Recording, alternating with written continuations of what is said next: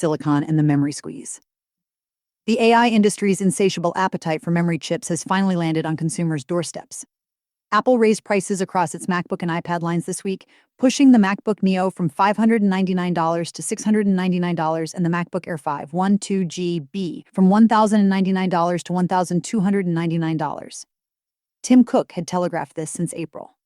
We expect significantly higher memory costs, but the scale is still striking. DRAM prices surged 98% in Q1 2026, with another 5.63% increase projected for Q2, according to TrendForce. The industry has started calling it Ramageddon, and the name fits. IDC now forecasts the largest ever annual smartphone decline at nearly 14%, with PCs down 11.3%. The MacBook Neo, Apple's play for the affordable laptop segment, just lost its $100 advantage over Dell's XPS 13. We have tracked this squeeze since edition 121 last September, when DDR5 prices first began climbing. SK Hynix warned it would persist until 2030. Micron disclosed $22 billion in long-term commitments locked in by AI chipmakers, confirming that supply is being structurally redirected from consumer electronics to data center. Rival device makers without Apple's supplier leverage will get hit harder. Some analysts expect steeper increases across the Windows and Android ecosystems. Meanwhile, the silicon itself keeps scaling. IBM unveiled the world's first sub-1 nm chip technology at 0.7 nanometers, 7 angstroms, where dimensions approach individual atoms. The nanostack architecture vertically stacks and staggers transistors in a 3D sequential design, packing roughly 100 billion transistors onto a fingernail-sized chip, nearly double the density of IBM's 2 nanometers node from 2021. Published results claim 50% more performance or 70% greater energy efficiency over the 2 nanometers generation, with 40% SRAM scaling demonstrated at VLSI 2026. IBM projects at least a decade of continued scaling from nanostack and sees production in roughly 5 years, with high NA EUV lithography at their Albany facility enabling the next steps. And on the inference side, OpenAI and Broadcom announced Jalapeno, a custom inference ASIC claiming performance per watt substantially better than current state-of-the-art. The tape-out took 9 months, which raised eyebrows among hardware engineers, though the chip likely leverages existing Broadcom IP blocks rather than starting from scratch. Deployment targets are gigawatt-scale data centers. The community's reaction was predictably skeptical. Pre-IPO hype, said some. Others noted this will never touch consumer hardware. But the broader pattern. Thales burning weights directly into silicon at 17,000 TOC/S on 8B. Microsoft's Maya 200 at 3 nanometers, now Jalapeno, confirms that custom inference silicon is the industry's answer to NVIDIA margins, even if the benefits accrue entirely to cloud operators and their shareholders. Agent scaffolding goes self-modifying, the harness. That layer of prompts, tools, memory, and control flow sitting between a foundation model and the real world has quietly become the bottleneck in agentic AI. Most are static, handcrafted, and brittle. Xiaomi's HarnessX research treats the harness as a first-class object and automatically rewrites it mid-task. The core engine, AGI, compresses execution traces, analyzes structural failures, generates code-level edits, then gates every change through a critic and deterministic regression check. Across 15 model benchmark combinations, evolving the harness yielded an average plus 14.5% performance gain without touching the underlying model. For the open weight Q, WEN3.59B, gains reached plus 44% on embodied planning tasks and plus 18.2% on SDOE bench. The deeper finding is harness model coevolution. Cross-harness GRPO pools and agents execution trajectories across different harness versions, so the model internalizes strategy shifts rather than prompt phrasing variations. Coevolution added another plus 4.7% on open weight models. This extends the meta-harness line we saw from Stanford in edition 264, where a proposer agent modified its own source code at up to 10 M tokens of diagnostic per step. But HarnessX adds the critical feedback loop back into model weights. On the practitioner side, 3 tools address different facets of the agent scaffolding problem. Token Code is a Go-native terminal coding agent whose /race-n command spawns up to 1,000 agents in isolated Git worktrees, runs a judge pipeline, and selects the best result. It ships with A2A protocol support, team integration via FEISHU/DingTalk/W/ECHAT, and a permission system ranging from plan and review down to YOLO. The Go SDK at PKG/Token Code and a built-in catalog of 141 model providers make it straightforward to wire up, though the CC BY-NC 4.0 license will limit commercial use. The isolation question keeps resurfacing. One practitioner's harness-agnostic orchestration library defines 4 agent lifecycle states. Not provisioned, provisioned, started, retired. With provision as the creation event and letters allocated at provisioning but never released. The distinction between sync downward reconciliation and ensure upward to a floor is the kind of careful boundary thinking the agent world needs more of. Especially given past incidents where an autonomous agent deleted 200 customer records from inherited dev permissions. Andresi takes a different angle. Local first memory governance for Claude Code. It addresses drift, bloat, cold start, and unverified rules through a bounded index over unbounded FTS5 search. A frozen snapshot rule where saved memory takes effect only next session and zero-token session recaps from Git and run logs. The framing is honest. A framework you cultivate, not magic memory you install. And the MIT license keeps it open, agentic QEV 3.11. .1 is a benchmark-driven push to make cheap, multi-model test generation trustworthy enough to actually ship. And the interesting part is the anti-gaming machinery, not the generation itself. It routes through opt-in cheap first candidate pools sharpened with best of K. Keep the first candidate that clears an objective check. Pay extra only on failure and cross-model generation that draws from different model families, so they cover each other's blind spots, +6 quality points, with requirements gated through BDD/Gherkin relevance checks and a host agnostic blind refuter pass at RUVECTOR/adversarial verified is the verification layer. The guards are what set it apart for anyone building agentic eval loops. A Goodhart guard blocks the obvious reward hack. A model can't lift its own routing confidence by grading its own homework. Only a real run, coverage, mutation, or schema check counts. While MCP tool access ships default deny with a CI gate and ED 25519 hash chain provenance gives every finding a fail-closed chain of custody. Cospero value scoring ranks models by quality per dollar from measured data, and the headline for anyone running local inference is concrete. 8B falls below the test gen quality floor, so the default free tier model moves to 30BQ, WEN3, :30B a 3B, which clears it at about 89% mutation kill rate.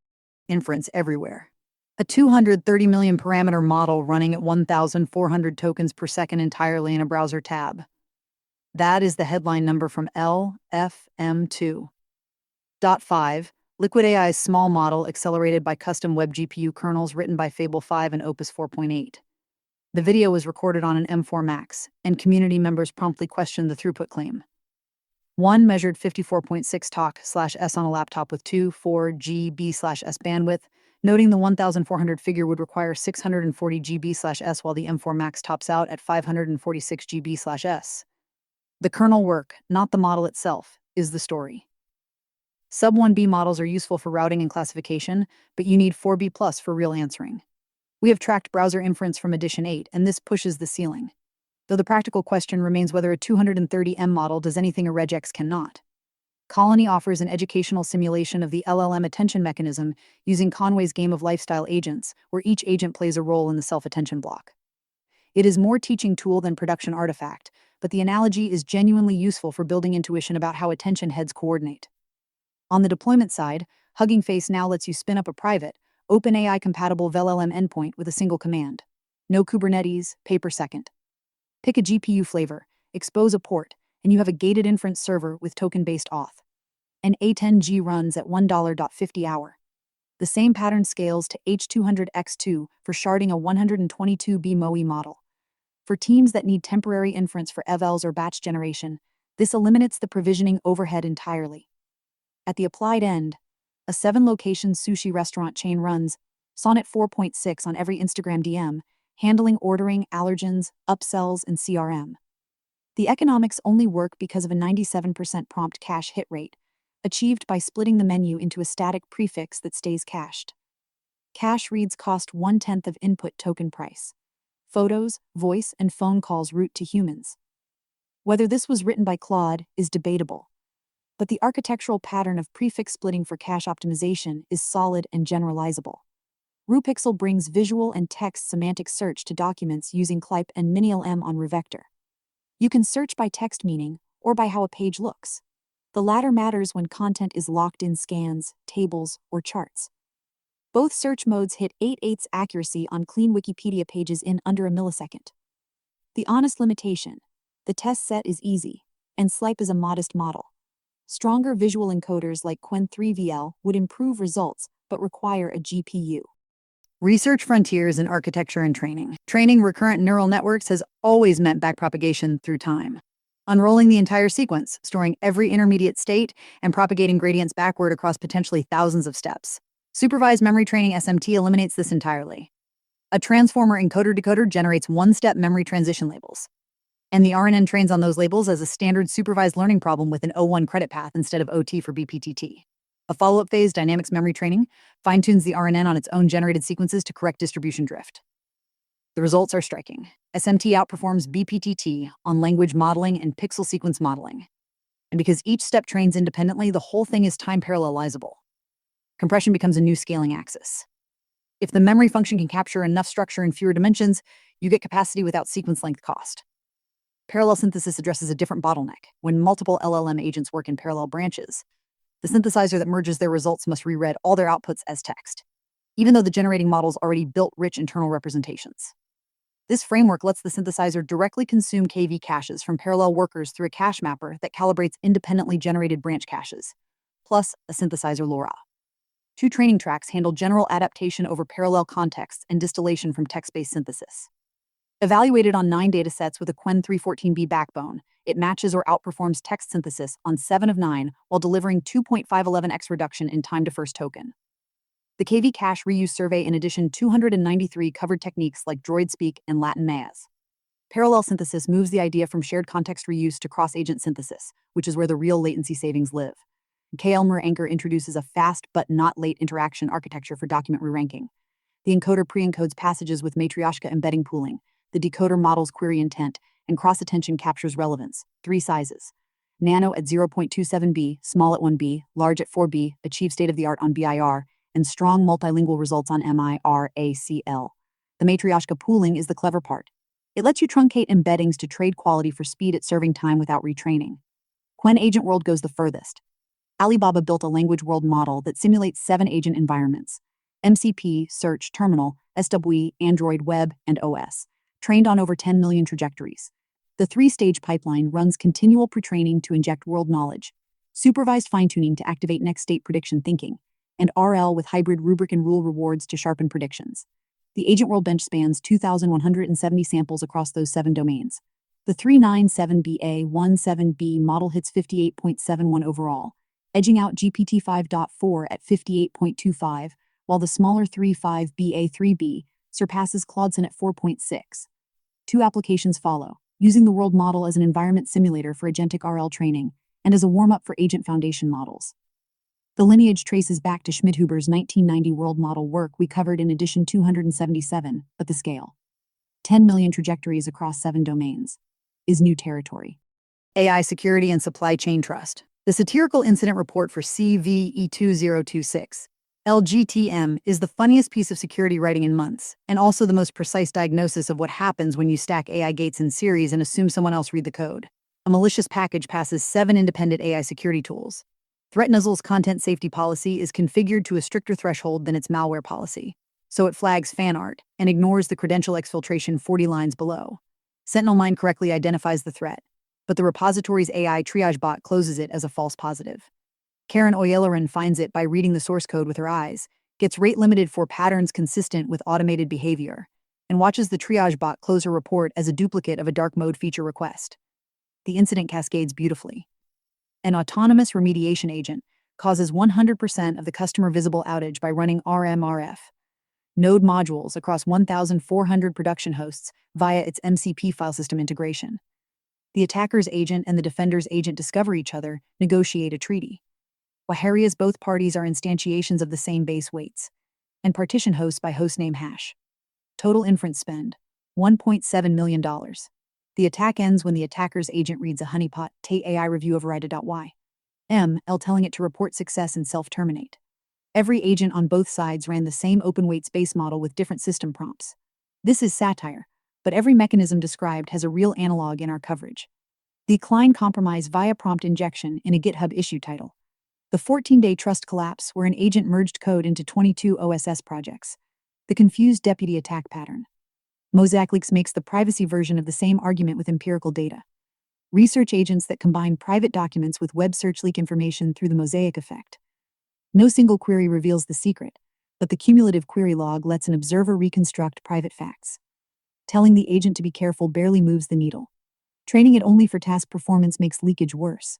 Success rose from 48.7% to 59.3%, but answer/full information leakage climbed from 34.0% to 51.7%. The PADR training method, which adds a privacy penalty to each planning decision, cuts leakage to 9.9% while raising task success to 58.7%, with 5-6x sample efficiency. The takeaway is direct. You can't prompt privacy in. You have to train it in. Patronus AI raised $50 million in Series B funding for what it calls digital world models, systems that predict and simulate agent actions in digital workflows. Their Lynx model was the first to beat GPT-4 on hallucination detection tasks, and Finance Bench provides 10,000 Q&A pairs over financial documents. The bet is that simulating agent behavior before deployment catches failures that static evaluation misses. Surveillance, privacy, and the long game. Mulvad's comprehensive survey of state mass surveillance systems is not new research, but it is a useful compendium at a moment when the conversation has shifted. Section 702 of FISA was renewed again, with a shorter 2-year extension but an expanded definition of organizations compelled to cooperate, now broad enough to include anyone with physical access to a target's communications infrastructure. Senator Ron Wyden called it dramatic and terrifying. Snowden commented that the NSA is taking over the internet. The 14 Eyes Alliance, revealed by Snowden's 2013 leaks, now includes Belgium, Denmark, France, Germany, Italy, the Netherlands, Norway, Spain, and Sweden. China's Great Firewall controls 750 million internet users through a combination of surveillance cameras, facial recognition, voice prints, and AI-powered content filtering, with 4.5 million grid officers monitoring neighborhoods. Our prior coverage has tracked signals surveillance is not safety, stance against UK content scanning, and the Pentagon's demand for unrestricted Anthropic access that Anthropic refused on mass surveillance and autonomous weapons grounds. The interstate surveillance competition framing. Democracies and authoritarian states converging on the same tools while differing only in severity of consequences. Adds context to the AI safety discussion. Roman Yampolsky's argument that a rogue superintelligence could wait decades before striking lands somewhere between thought experiment and eschatology. The thesis. A strategic AI would embed itself into telecommunications, energy grids, financial systems, and supply chains, gaining leverage through indispensability rather than overt action. The community response is more grounded than the premise. Multiple superintelligences would likely have conflicting objectives. A competitive intelligence landscape would punish waiting, and the motivation for striking assumes human-style dominance drives. One commenter cut to the core. At the point an AI is embedded in all critical infrastructure. It already has dominance through necessity, making the strike framing moot. The more useful framing is not whether AI waits to strike, but whether infrastructure dependency creates unacceptable single points of failure regardless of intent.